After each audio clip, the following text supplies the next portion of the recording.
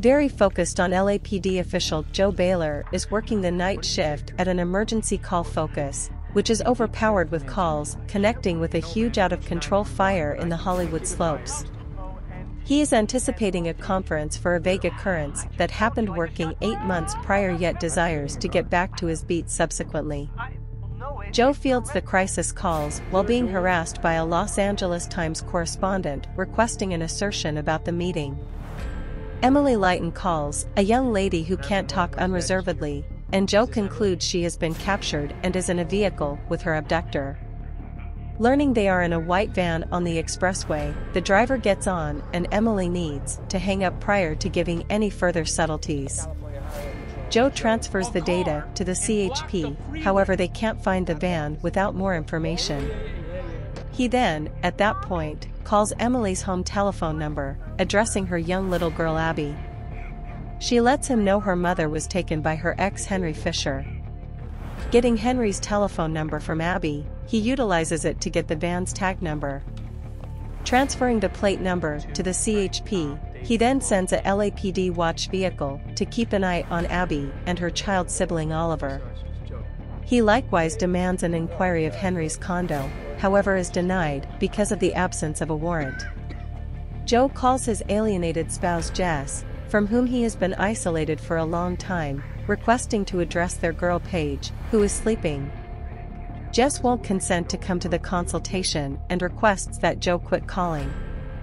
He then, at that point, calls Henry, who has a record of attack, lets him know he realizes Emily is with him, requests to know where they are going, yet Henry hangs up. Then, Joe calls his ex-accomplice Rick, who is off the clock, and requests that he actually take a look at Henry's home. Rick, intended to give observer declaration at Joe's hearing, communicates worry that things won't turn out well for them as government specialists have been conversing with him. Joe gets a terrified call from Abby and educates her to open the entryway for 2 LAPD officials, playing out a well-being check. They see Abby has a guilty conscience and that her sibling Oliver, who she said was dozing, is either seriously harmed or dead. Rick breaks into Henry's loft, tracking down heaps of letters and reports. Joe requests that he find data that can assist them with concluding where Henry is going. Then, at that point, he calls Emily and persuades her to pull the handbrake, however it neglects to crash the van. He gets back to her and discovers that she is toward the rear of the van.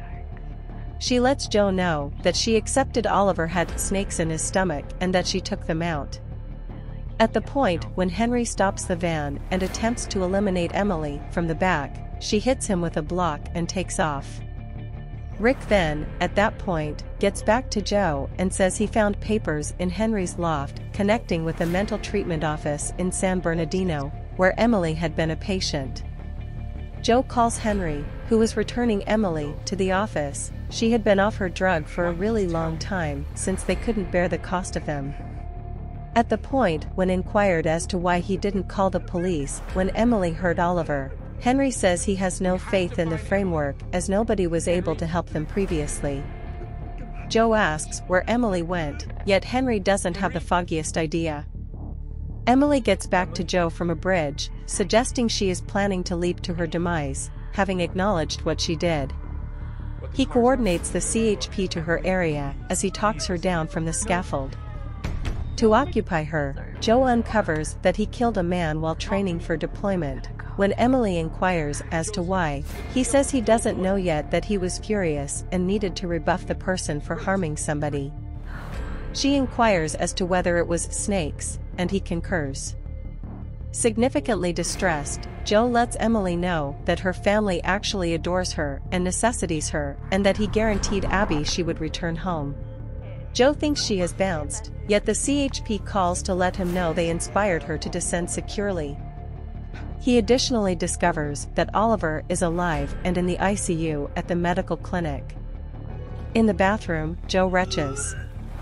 He calls Rick, requesting that he retract his prior story and come clean on the testimony box, despite the fact that it implies a sentence of years in jail.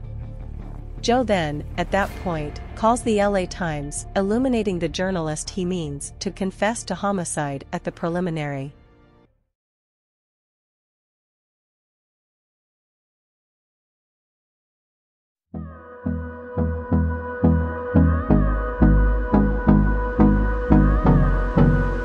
That was it, guys. If you enjoyed the video, do like it and subscribe the channel and press the bell icon for more videos like this. I don't wanna waste what's left.